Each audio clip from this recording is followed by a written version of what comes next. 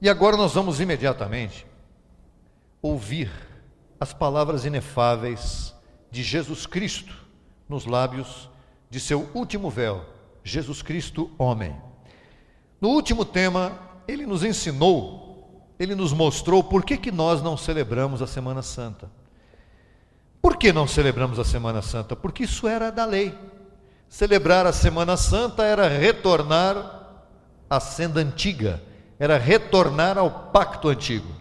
E ele nos mostrou, através de muitas evidências, que não devemos celebrar a Semana Santa. E isto nos levou a uma outra convicção, a uma outra etapa de glória em nossas vidas. Verdade ou não? Você foi edificado por isso, amada? Claro que sim.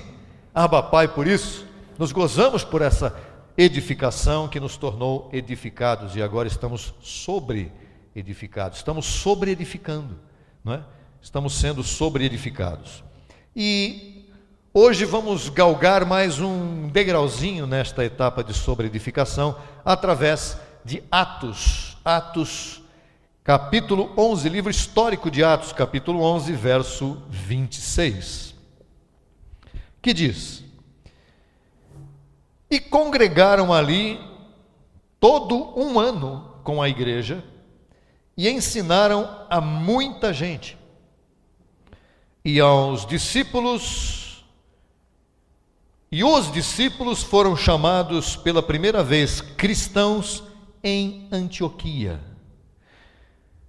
Veja que tremendo isso. Os discípulos foram chamados pela primeira vez cristãos em Antioquia. Por quê?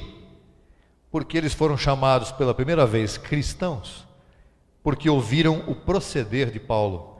A forma de ensino de Paulo é que produziu na mente daquela gente a ideia: não, agora somos cristãos. Mas antes eles não se sentiam cristãos, eles não se viam cristãos. Por quê? Porque era a pregação de lei que eles estavam recebendo. Mas com a chegada de Paulo, naquele tempo, os gentios pela primeira vez foram chamados cristãos em Antioquia. Nós não éramos cristãos também antes de ouvir a Jesus Cristo homem e antes de entender este evangelho da incircuncisão que ele explicou. Você falava assim: não, eu fui numa igreja cristã evangélica. Não, você não foi em nenhuma igreja cristã evangélica. Você tinha ido a uma sinagoga judaico-cristã. Você não era um evangélico. Evangélicos somos nós agora, porque estamos vivendo no verdadeiro evangelho. Nós fomos afetados pelas doutrinas dos apóstolos. Todos nós aqui viemos do sistema religioso. Nós não sabíamos o que era evangelho até o momento em que ouvimos a Jesus Cristo homem. Nós estávamos contaminados com doutrinas legalistas, com doutrinas judaico-cristãs. Não sabíamos o que era graça pura. Por que não sabíamos? Porque não tínhamos sido entregues a esta forma de doutrina naquele tempo.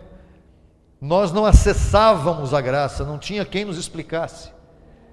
Por isso, nós pensávamos de maneira incorreta, nós falávamos de maneira incorreta. Todos nós aqui falávamos Deus te abençoe, falávamos aleluia, tudo isso de forma incorreta. Orávamos de forma incorreta e tantas outras coisas.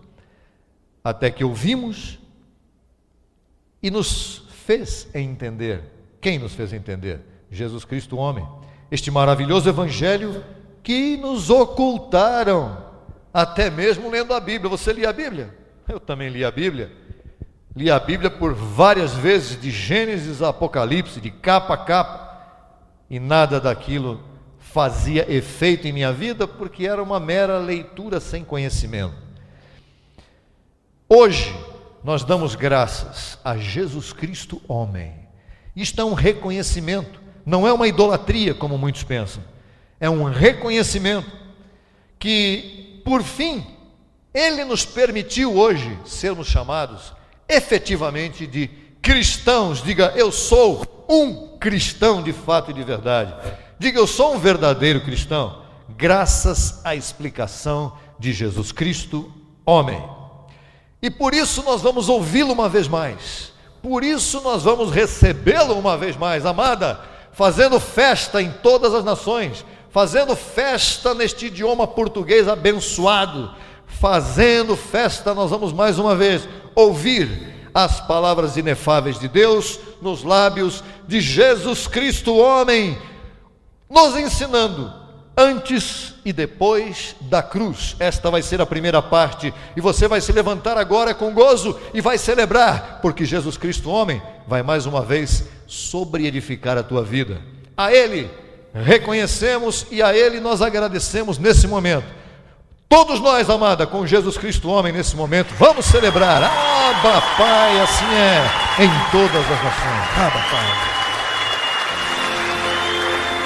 TV Gracia presenta la multiforme sabiduría de Dios, la mente de Cristo, las riquezas del pleno entendimiento en labios de Jesucristo hombre.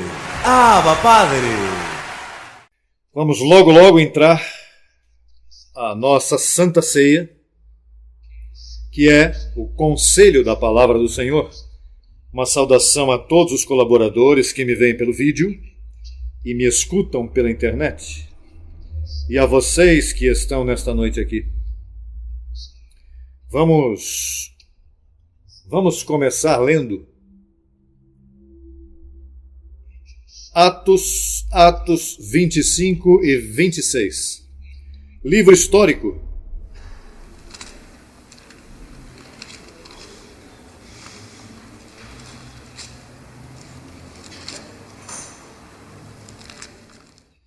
Capítulo 11.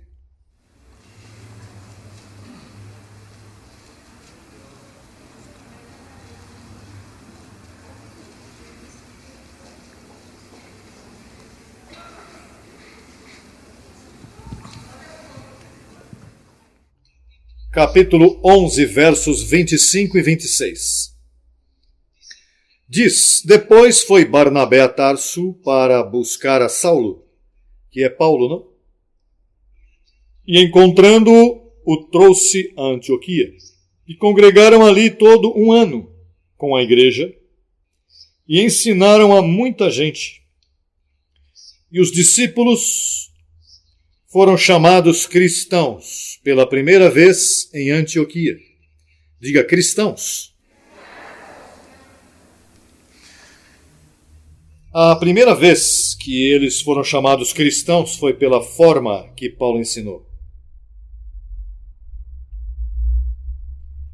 O apóstolo Paulo explicava a Cristo depois da cruz. Os apóstolos pregaram a Cristo antes da cruz. O sistema protestante de hoje prega a Cristo antes da cruz. O ministério Crescendo em Graça prega a Cristo depois da cruz. Porque Jesus Cristo, antes de morrer, ele não fez nada por ti. Ele o que fazia era curar enfermos e cumprindo a Moisés. Ele veio para cumprir a lei, estava debaixo de maldição. O que podia fazer por ti se todos que estão debaixo da lei estão debaixo de maldição? Quer dizer que Jesus não fez nada por ti. Nos 33 anos que ele viveu, aí ele não fez nada pela igreja. Quando ele fez algo pela igreja foi quando foi à cruz. E não só foi à cruz, quando ressuscitou. Aí é que começa o cristianismo. O que acontece é que os apóstolos do Senhor Jesus Cristo, eles conheciam a Cristo cumprindo a lei. Ele foi servo da circuncisão. Eles o batizaram, eles o apresentaram. Ele se fez tudo que se faz a um crente hoje, nas denominações diversas. Ele obedeceu à lei. De fato, Romanos 15:8 diz que ele foi servo da circuncisão. E cumpriu a lei até o final.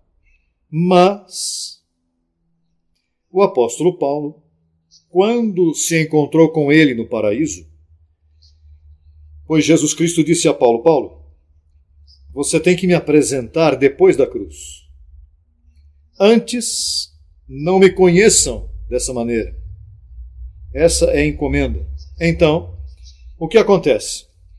Que o cristianismo só Paulo o pregava.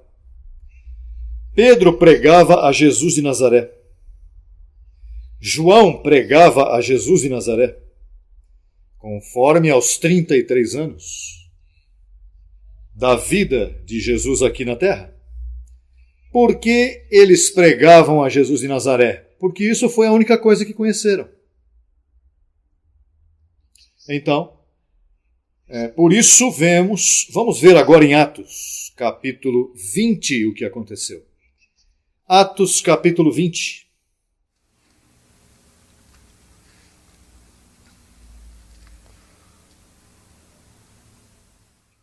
No verso 28 em diante. Portanto, aí estamos todos, sim? Este é o segundo verso da história. Portanto, veja por vós e por todo o rebanho em que o Espírito Santo vos pôs por bispos, para apacentar a igreja do Senhor, a qual ele ganhou pelo seu próprio sangue. Porque eu sei que depois de minha partida entrarão no meio de vós lobos vorazes, que não perdoarão ao rebanho. E dentre vós mesmos se levantarão homens que falam coisas perversas para arrastar depois de si aos discípulos. O que é que está dizendo Paulo aqui? Que depois da minha partida o cristianismo cessa. Isso é o que ele diz aqui. Depois de minha partida não vai haver mais cristianismo. Você sabe que hoje não existem cristãos? Além do ministério Crescendo em Graça? As Tomas e todas essas ramas protestantes, católicas, todas as denominações, eles são crentes judaizantes. Porque eles servem a Jesus de Nazaré. E Jesus de Nazaré viveu como judeu. Daí é que eles aprendem suas doutrinas. Por isso foi que o apóstolo Paulo disse, deixando já os rudimentos da doutrina de Cristo. Por que Paulo disse que deixemos as doutrinas de Cristo? Porque as doutrinas de Cristo foram debaixo da lei. E se tu imitas a Jesus de Nazaré, estás em lei. E por que ele chamou pelos crentes que não são cristãos? Eles não são cristãos, eles são crentes judaizantes. Por que podemos verificar isso? Como podemos verificar isso? Muito fácil. Na Semana Santa, eles estão imitando a Jesus de Nazaré.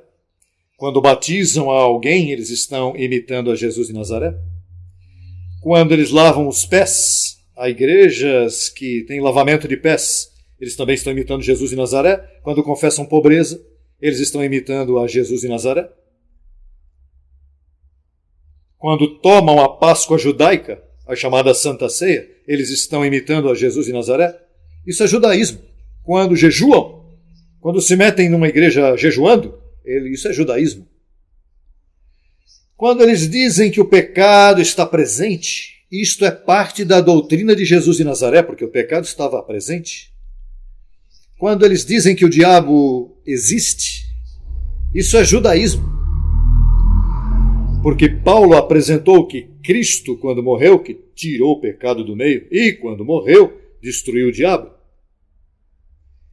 Quer dizer que isto que Paulo diz aqui, quando eles dizem, depois de minha partida, eu sei, eles não sabiam.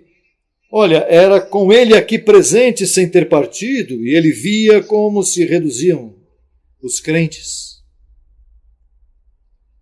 Ao último ele disse, todos me abandonaram. Então ele disse, eu sou o que detenho por agora o cristianismo em pé, ou seja, que o mantenho em pé. Mas depois de minha partida, não vão perdoar o rebanho. Ele morreu e ficaram os apóstolos de Jesus de Nazaré pregando as doutrinas de Jesus de Nazaré. E então o cristianismo se acabou. Pastor, então não, por todos estes anos não havia um cristianismo? Não, havia judaísmo. Igrejas haviam? Tampouco, haviam sinagogas judaicas, chamadas igrejas cristãs. Você visitava uma sinagoga, você nunca visitou uma igreja. Eu estive muitos anos em uma sinagoga pensando que era uma igreja cristã. Se você fosse católico, isso é uma sinagoga. Porque a missa, cada vez que se celebra uma missa, isso é recordar pecados. Cada vez que se celebra uma missa. Isso é judaísmo. Eu não estou dizendo que eles são maus com isto. O que eu estou tratando de explicar é que isso é muito bom para os judeus, se querem mantê-lo, mas não para os gentios, não para nós. Para nós viria o Cristo ressuscitado. Vamos buscar a Romanos 7,4, pode haver uma visita que esteja tendo já dificuldades com isso que eu estou dizendo. Especialmente se me escuta pela rádio ou por televisão, de momento e diz, olha, mas que é isso? Em que ficamos? É com Jesus de Nazaré ou com o ressuscitado? Seria muito bom ler o verso 4 de Romanos 7.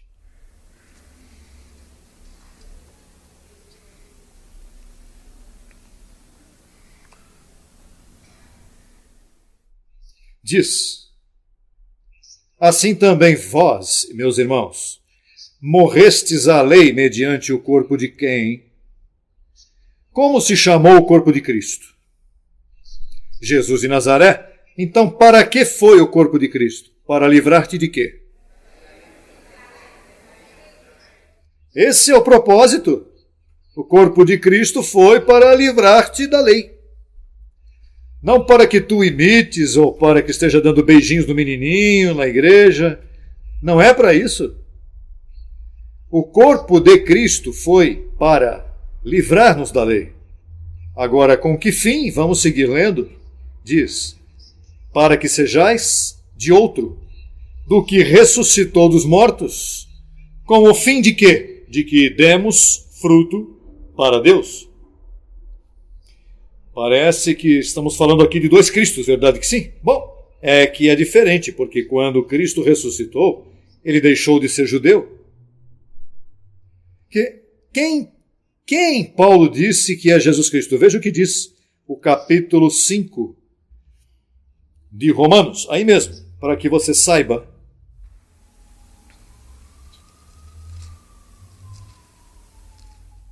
Perdão, capítulo 9, verso 5.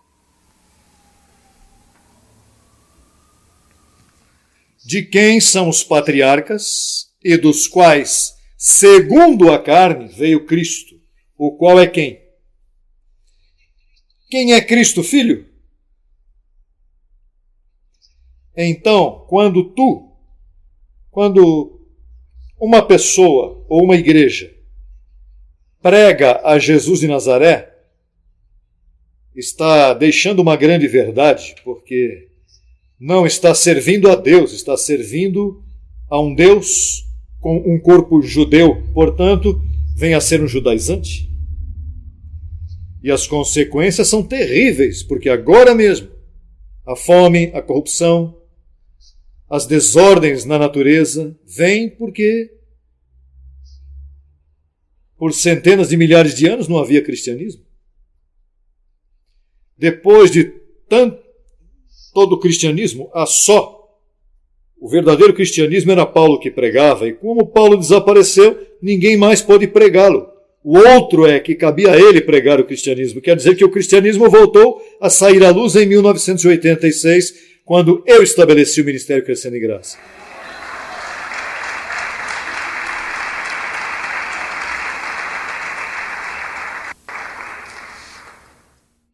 Olha, essa é uma declaração um pouco atrevida, verdade? Mas temos as evidências escritas. E se temos evidências, tem que falar. Vamos ver o que os apóstolos de Jesus de Nazaré pregavam. Segunda carta aos Coríntios. Segunda carta aos Coríntios, capítulo 11.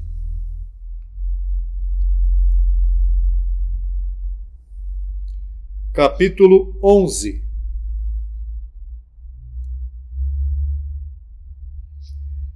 Verso 4 em diante. Vamos ver o que pregavam os apóstolos de Jesus de Nazaré. 11, verso 4. Diz, porque se vem alguém pregando a outro Jesus, e por que Paulo diz Paulo é o que escreve isto. Paulo pregava a Cristo ressuscitado. Agora, por que Paulo diz assim, se vem alguém pregando outro Jesus? Quer dizer que havia outro Jesus? Foi Jesus de Nazaré. Eles pregavam a Jesus de Nazaré. E então, ele diz, se vem alguém pregando a outro Jesus, diferente do que temos pregado, ou se recebeis outro Espírito diferente do que recebestes, ou outro Evangelho diferente do que aceitastes, bem o tolerais. Ou seja, Paulo aqui está repreendendo a igreja, e quem é que pregava outro Espírito, outro Jesus, outro Evangelho? O próximo verso diz, o 5, e penso que em nada fui inferior àqueles grandes apóstolos. Aqueles grandes apóstolos. Os grandes apóstolos pregavam a outro Jesus. A que outro Jesus? A Jesus de Nazaré. Eles queriam a Jesus de Nazaré e também queriam ao que ressuscitou. Queriam os dois. Por isso, no verso 2, ele adverte de um adultério espiritual. Veja o verso 2 o que diz. Daí desse capítulo 11.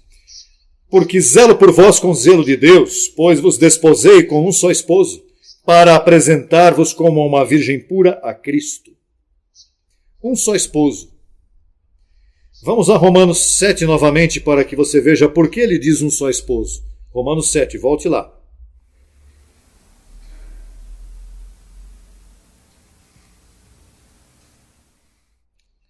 Vamos ao verso 1 até o 4, que foi o que acabamos de ler, que nos convida a ser de outro. Paulo está pegando uma analogia tomada do matrimônio. Porque como ele fala aqui de dois esposos, aqui ele diz, acaso ignorais, irmãos, pois falo com os que conhecem a lei, que a lei se assenhoreia do homem enquanto este vive? Alô? Olha que bom saber que nós estamos mortos ao pecado e à lei já não se pode se assenhorear. Ainda que vivemos, a lei não pode se assenhorear de nós, porque estamos livres dessa lei. Diz, porque a mulher casada está sujeita pela lei ao marido enquanto este vive, mas se o marido morre, ela fica livre da lei do marido. Assim que, se em vida do marido se unir a outro varão, será chamada adúltera, mas se seu marido morrer, é livre dessa lei, de tal maneira que se unir a outro marido, não será adúltera. Então aí vem o verso 4. Assim também vós, essa é a aplicação, assim também vós, meus irmãos, morrestes à lei mediante o corpo de Cristo, para que sejais de outro marido, do que ressuscitou dos mortos. Quantos me seguem? Olha, isso estará claro? Verdade que está claro? Por isso é que ele diz, eu zelo por vós com zelo de Deus, porque eu quis desposar vocês com um só marido. Por que não os dois? Por isso, quando você vê um retrato por aí de Jesus de Nazaré, as igrejas são loucas com essa foto. Essa igreja está em adultério. Pastor, então não podemos ter fotos de Jesus de Nazaré? Não, porque esse era o teu outro marido. E depois que ele ressuscitou, vamos supor que essa foto que eles dizem, que é Jesus de Nazaré, vamos supor que ele pousou para um fotógrafo, uma câmera Polaroid dessas. Mas o que ressuscitou, ninguém toma foto dele. E a esse é que você serve.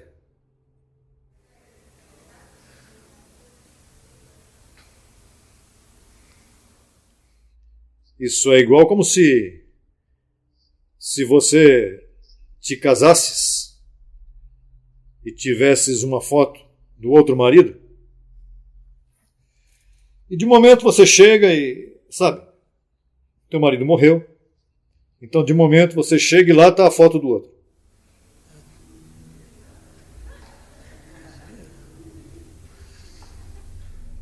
Aí há duas, uma foto aí tira ou esconde uma gaveta por aí.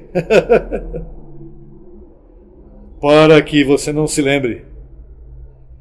A igreja, por 2000 anos, esteve em adultério espiritual. Em adultério.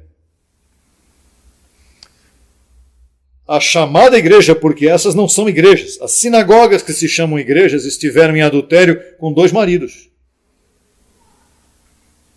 Veja o que diz aí em Romanos capítulo 10. Veja o que diz no verso 8.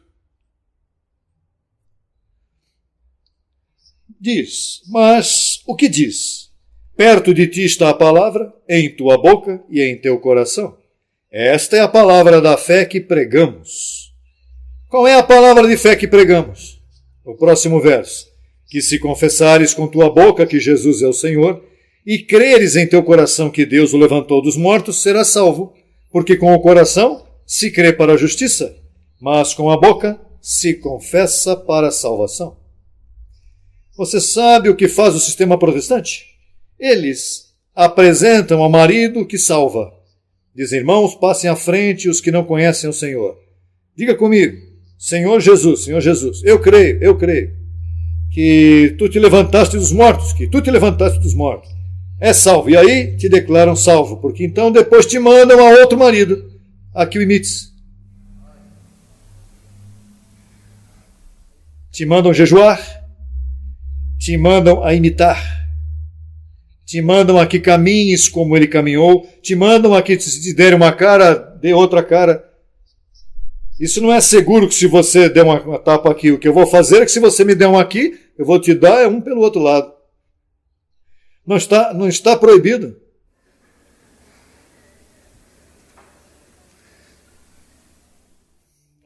Tem gente que viveram derrotados. Veja, quando pegam um pobre sacerdote, fazem um voto de pobreza, imitando a Jesus de Nazaré. Eu pago contribuições ao governo dos Estados Unidos. E um pastor um dia me disse, olha, José Luiz, por que você não... Como pastor, você pode renunciar a pagar as contribuições ao governo? Não me diga que eu, como pastor, posso fazer isso. Ele me disse, sim. E o que tu decides? Não. Eu não pago contribuições ao governo. Olha, sabe por que eu não faço essa confissão? Porque se eu dou meu voto ao governo e eu não contribuir em nada, como é que eu vou me sentir um bom cidadão se eu não faço nada? Eu me sinto bem quando pago contribuições. Eu trato de não pagar usando os meios corretos que me dão escritório, que tem esses papéis. Eu não quero que digam, não, você não tem que pagar nada, não. Como é que eu me sinto como cidadão? Como é que eu vou me sentar nesta igreja e escutar, e canto e aprendo, e me rejuvenesço com a doutrina, e quando passa ali o alforje, eu digo, não vou dar. Eu me sentiria mal. Digo, a menos que eu não tenha. Se eu não tiver, eu não dou. Mas se tu tens, quando tu és beneficiado, se tu crês nos que tu estás fazendo, tu respaldas esse ministério. Você crê nisso? Certamente.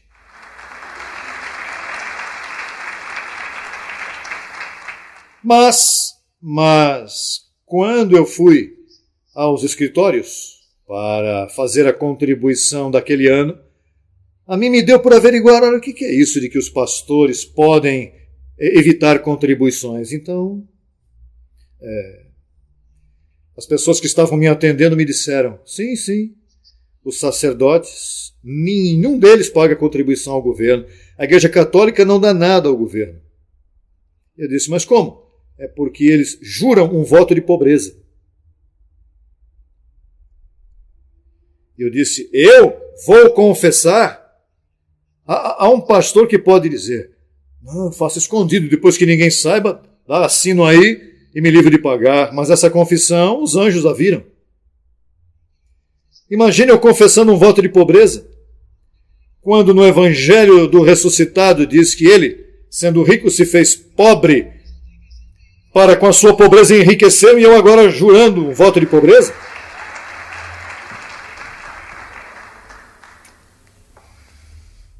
Mas na doutrina de Jesus de Nazaré, isso cabe.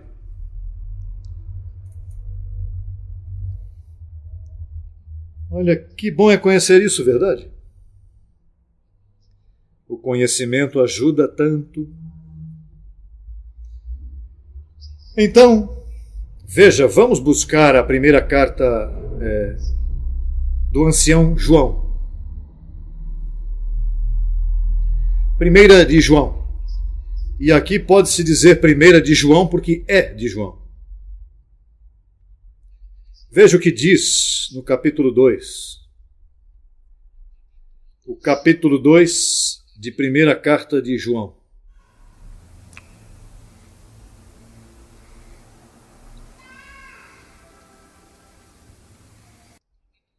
Capítulo 2, verso 6. O que diz que permanece nele deve andar como ele o quê? Pois se tu andas como ele andou, tu és um legalista, tu és um judeu. Tu não estás debaixo da graça. Ele se circuncidou, tu terias que te circuncidar. E Gálatas 5:2 diz que se vos circuncidais, Cristo de nada vos aproveita. Pastor, e por que João convida isso? Porque João era um judeu. E a conduta que ele viu foi judaica. Por isso é que ele disse: o que nossas mãos apalparam, que os nossos olhos viram, isso é o que pregamos. E o que foi que os seus olhos viram? Circuncisão, um falso evangelho para os gentios. Quer dizer que quando Paulo morreu, o cristianismo morreu. Olha, esta é a notícia do ano, que não houve cristianismo até 1986. Ai, pastor, mas eu não tinha pensado nisso. Eu pensei que eles tinham um montão de amigos cristãos e que deixaram a igreja cristã para vir para cá, porque eu pensei que aqui se pregava mais graça. Não, tu entrastes lá numa sinagoga judaica. O Senhor te sacou do judaísmo, de um falso evangelho, e te trouxe aqui ao verdadeiro e autêntico evangelho de Jesus Cristo. Somos um povo especial, predestinado, escolhido desde antes. Abba, Pai, vamos cantar ao nosso Deus.